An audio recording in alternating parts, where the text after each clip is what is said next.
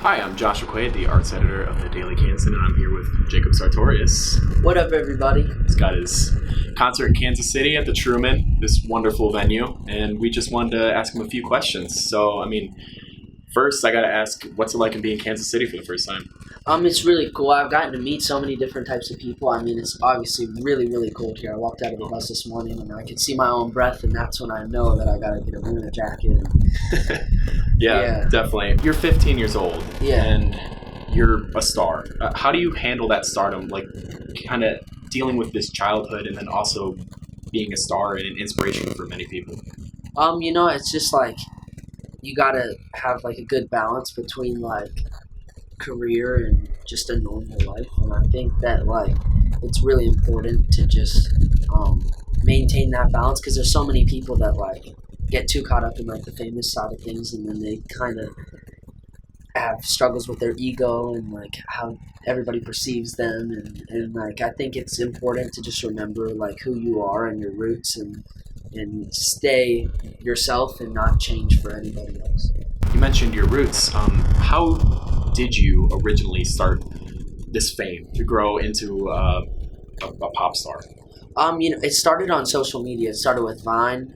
Then I went to Musical.ly, and then I kind of just used a lot of different social platforms to like kind of just spread the word about music. And I've always been interested in music. I grew up in musical theater, and from the age of 7 I was doing shows, and I made some of my best friends, and hopefully they're lifelong friends, from musical theater. And I've always been interested in acting and singing. And when I was about 13 years old, I kind of just chose like singing is what I can do.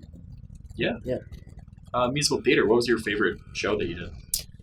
We did Dracula. I was in Dracula. That's a good one. Yeah, that was really fun. Yeah. So, touring the nation, age of 15. What's it like touring? What's your favorite part? My favorite part is like when I get off stage and I'm all sweaty, and then like there's like food just waiting. Or it's like we go to Walmart really late at night, and I'll sneak out of the venue like right as soon as I get off stage. I'm sweaty and I'm like, oh, I'm done, bro. I'm tired.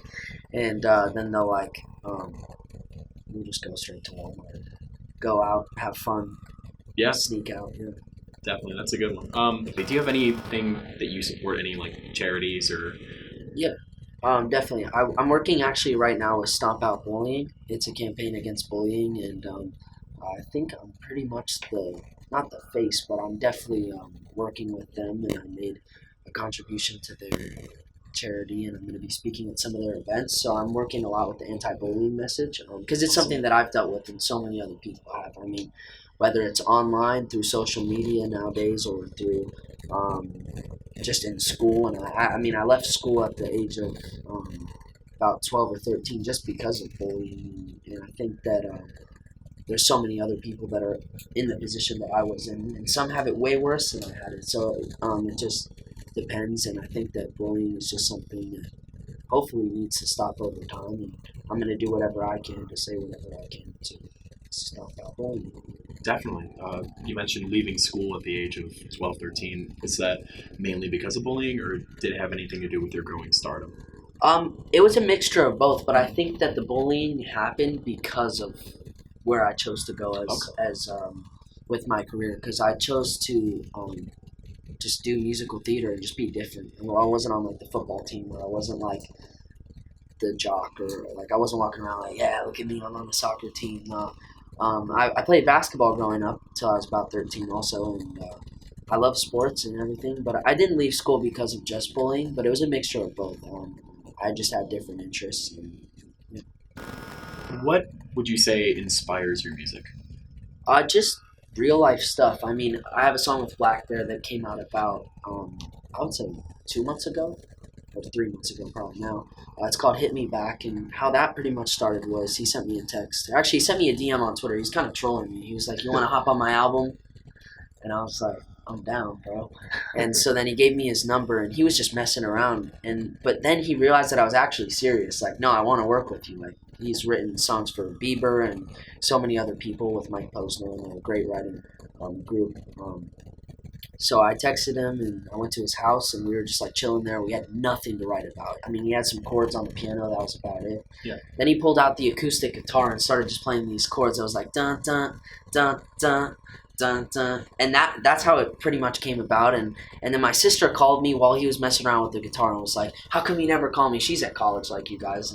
And she's like away from home. And she's like, how come you never call me? You never hit me back. And Black Bear heard that. And she was on speakerphone. And he was like, wait, that's a song. So I hung up the phone. And he just had this chorus that was like, you never hit me back. And that's kind of how it started. And we changed it about like a love relationship instead of about my sister, which is weird. But yeah, no, it is really fun, and he's such a creative guy, so it was an honor to work with him. Who would you say inspires you? Like, who do you look up to as a person?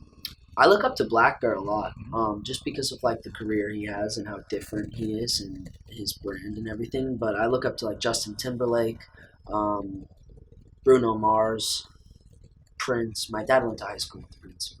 Oh wow. And yeah, just artists like that, Michael Jackson, just like all the greats. I just think that pop music and music in general, it's all about being different and I don't know what the word is. I'm trying to think of the word. Unique. And yeah, that's just kind of it. Just be yourself, and obviously it just works for all of them. Yeah. With Vine kind of getting shut down, did that affect you at all? Not really, no. I never got like big on Vine. I got like to like 400,000 followers. And it was kind of stuff that I just did with my friends, like back home. And I would go to school. It wasn't anything big. It was just kind of like, oh, that's the kid that has a couple 100,000 followers on Vine. It wasn't, people didn't bother me or anything. And then when I started getting involved with other social media, and I really kind of just like used every platform and just kind of blew up, I guess. I think everybody misses Vine. Like the 6 seconds where you can just scroll and yeah, it's always a fun I know. time. I'm always looking up like Vine compilations on YouTube. Same here. What's it like out on the stage, just in front of a crowd of people?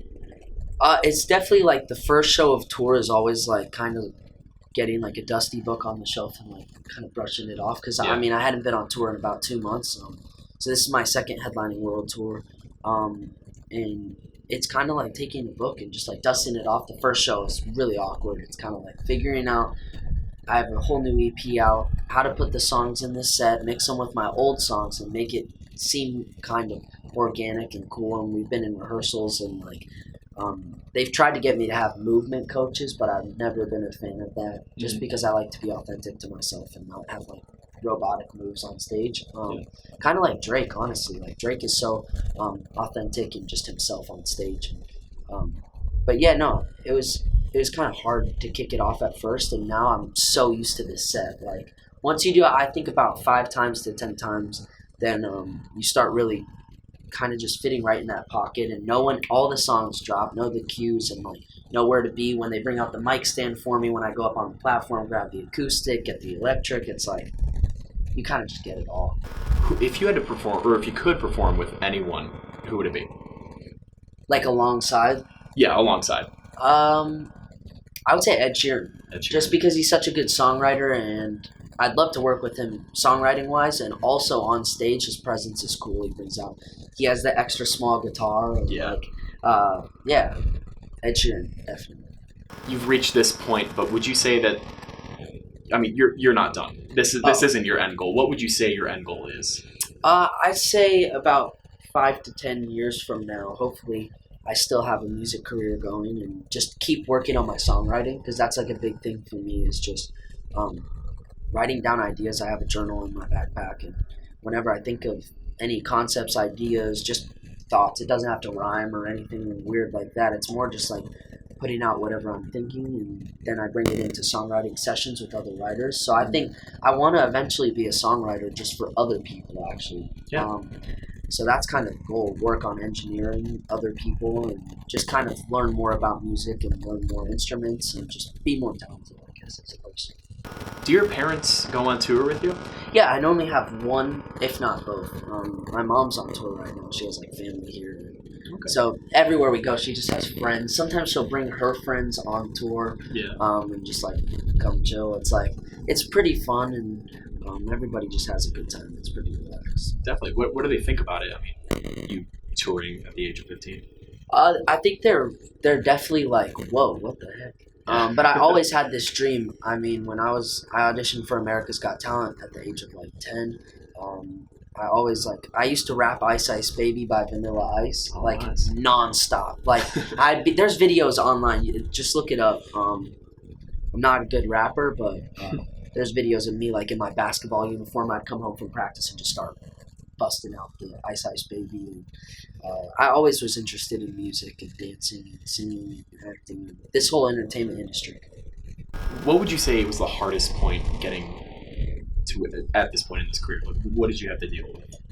Just criticism from, I think, the whole world almost. It's like you put yourself out there and then everybody has an opinion and they get to say what they want. They can say whatever they want on their keyboard. So I think for me it was kind of just I have myself, my friends that are super close to me, and my family, and that's kind of the core that I just need to do what I want, and everybody in that core supports it. So outside of that core, it's people can say what they want, but I think it's just it's not a battle, but it's almost just proving yourself as an artist and proving how strong you are. But I think it's hard for anybody. I mean, you look at Justin Bieber or somebody like that, and they've been through hell and back. And I think for myself too, it's I put myself out there at the age of 13 or 12, and the whole world had an opinion, and now I'm kind of just trying to change people's opinions about me and show that I'm a normal human. And I was 12, I was cringy, I get it, and I'm growing up, and people will see that over time. And I'm working on a lot more mature music, so it's honestly just I'm not mad at anybody else, and I think that just let people share their opinions, and I have my opinions about other people. It's everybody's got their opinions, so I'm just gonna be myself and see where that goes. Yeah, I mean, we were all cringy at the age of 12. Yeah, so. That's what I'm saying, right? If there's one thing you could tell your fans, what would it be? That I'm just thankful for all the support that they've given me, and I hope that I continue to grow as an artist and continue to grow a fan base. And yeah, I love you guys. Thank you very much for taking this time before your big concert. Appreciate it. Any last thoughts? Anything else you want to say? Thank you guys for watching. Love you guys. Sorry, I was looking over there for most of the interview. I don't know why, but I got to look in the lens. Thank you guys. Love you. Thank you for watching.